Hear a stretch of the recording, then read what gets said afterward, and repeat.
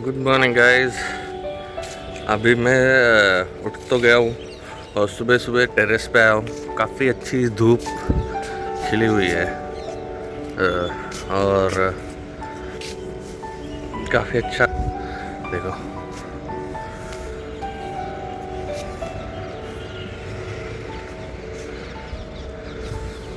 अभी जस्ट उठा तो सोचा मैं कि एक बार धूप काफ़ी अच्छी खिली हुई है तो मैं सोचा एक बार छत पे आ जाता हूँ और छत पे फिर लाइट इस साइड से आ रही है। सो अभी हम बात करेंगे थोड़ा लोग अपने लिए। पहले फ़िलहाल के लिए रेडी हो जाता हूँ एंड फिर हम जाएंगे।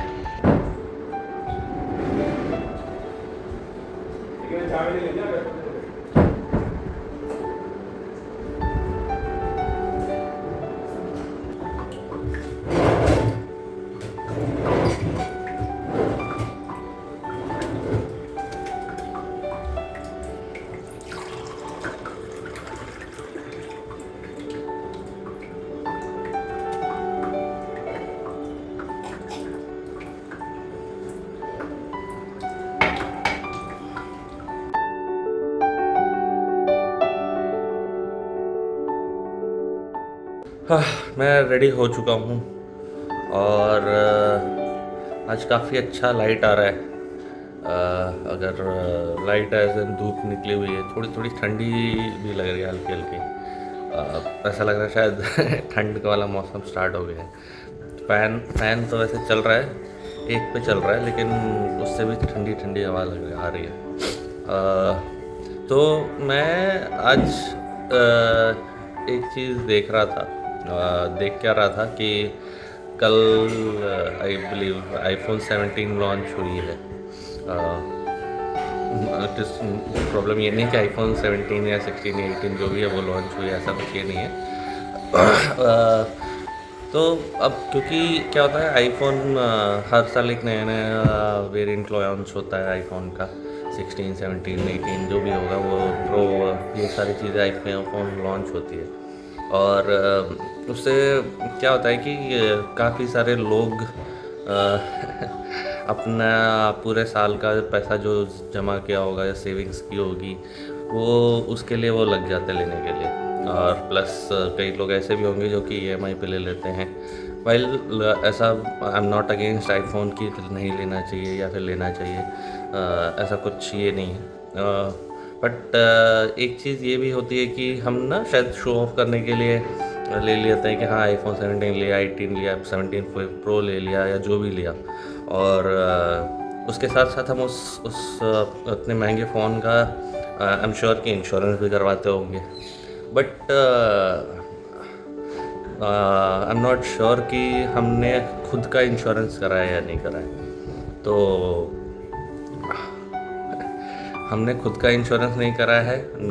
मोस्ट प्रोबेबली यही होता है 95% इंडिया में। शायद 5 से 7, I am not correct about the exact numbers, but जहाँ तक मुझे पता है शायद इंडिया में सिर्फ 20 करोड़ लोगों के पास इंश्योरेंस है। और इंश्योरेंस में वो भी नहीं कि प्योर जो इसके लिए लाइफ कवर होती है वो ऐसा अलग अलग तरीके के इंश्योरेंस होते हैं उसके बेसिस पे। अब हमने खुद का इंश्योरेंस नहीं करा, फ़ोन का इंश्योरेंस कर रखा है। और वो फ़ोन भी ऐसा है जिसके लिए हमने ईएमआई पे फ़ोन ले रहे हैं, या फिर ऐसा कुछ भी सिचुएशन है। बट पहली चीज़ तो हमें ये चीज़ देखनी पड़ेगी कि we should not do things कि हम शो ऑफ कर रहे हैं। दूसरी चीज़ ये है कि पहले खुद का प्रोटेक्शन करो, खुद का प्रोटेक्शन से एज इन खुद के लिए करिए और फिर जा कर के खुद के लिए एज इन खुद के लिए एंड मतलब ये होता है कि अपने और अपने फैमिली के लिए प्रोटेक्शन करो। फिर जा कर के जो पैसे अगर कहीं आपके बच रहे हैं तो वो भी पहले इन्वेस्ट करना बहुत ज़रूरी है। मैंने आप लोगों को एक छोटा सा कैलकुलेशन बताया था कुछ दिन पहले कि अगर कोई मान के चलो 5,000 10,000 रुपये इन्वेस्ट कर रहा है और किसी को 1 करोड़ के लिए चाहिए 65 की एज पे, तो जी अगर किसी की एज अगर 23-25 है तो 200-300 रुपये लगते हैं महीने के। और वही चीज़ अगर आप जैसे 30s में जाओगे, अर्ली 30s में जाओगे तो 2000-2500 में स्टार्ट हो जाता है। और वो कंटिन्यूस अगर आप करते रहोगे और सिर्फ 12% का भी रिटर्न आता है तो at the time of retirement you will have 1 crore के ऊपर का अमाउंट। एंड सिमिलरली अगर आप वही जो अमाउंट आप हर महीने दे रहे हो उसका अगर 10% का टॉपअप करते हो हर साल, कि फॉर एग्जांपल आप 5000 रुपये लगा रहे थे पहले साल में, दूसरे साल में 500 रुपये और बढ़ गए, उसके साथ बाद और 500-700 रुपये बढ़ रहे, तो वो अगर आप करते रहते हो तो इट विल बी लाइक वो काफ़ी कम टाइम में बन जाएगा उतना पैसा। तो सबसे पहले चीज़ खुद का प्रोटेक्शन होना चाहिए, खुद का एज अपने और अपने फैमिली का। दूसरा आपकी सेविंग्स होनी चाहिए, अच्छे जगह पे इन्वेस्ट होना चाहिए।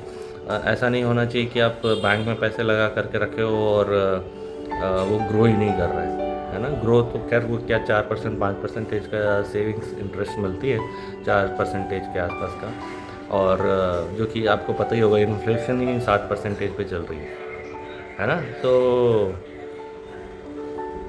आप समझ सकते हो कहाँ पे इन्वेस्ट करना है। कम से कम ऐसे जगह पे इन्वेस्ट कीजिए जो कि आपके इन्फ्लेशन को बीट करे कल को, क्योंकि फ्यूचर में पैसे की रिक्वायरमेंट होगी फॉर श्योर। बच्चे पढ़ेंगे, बच्चे की शादी होगी, आपने खुद का घर का प्लान करा होगा या आपके कुछ प्लान्स होंगे, तो वो सारी चीज़ों के लिए जो अभी आप सोच करके रखे हो वो फ्यूचर में और महंगा ही होता जाएगा। एंड वो 4% से तो ज़्यादा ही बढ़ रहा है, 4% 6% से तो के इन्फ्लेशन से तो ज़्यादा ही बढ़ रहा है।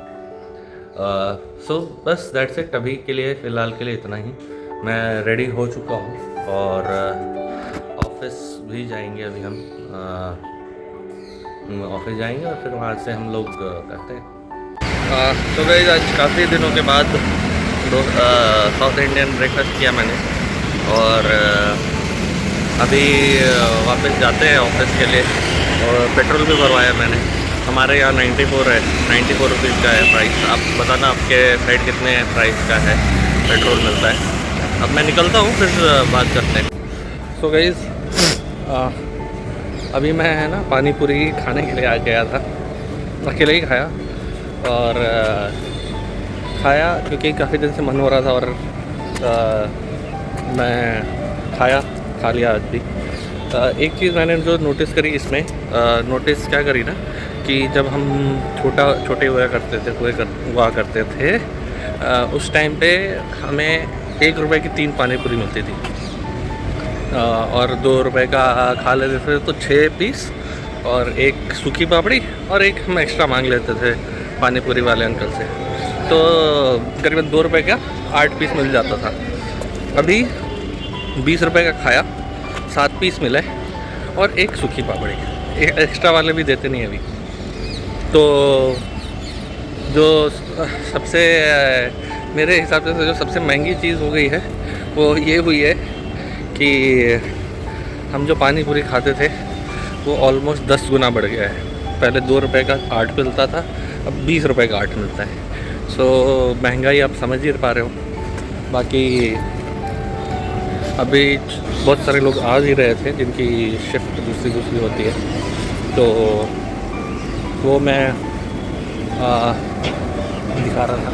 चलो अभी जाता हूँ ऑफिस फ्लोर पे, मतलब काम थोड़ा कर लेते हैं और फिर मेरा भी जाने का टाइम हो गया है। तो आपका मज़दूर घर आ चुका है, अभी जस्ट आया हूँ मैं, और टीवी चालू करते हैं हम, और बाकी उसके बाद कुछ डिनर बनाएंगे।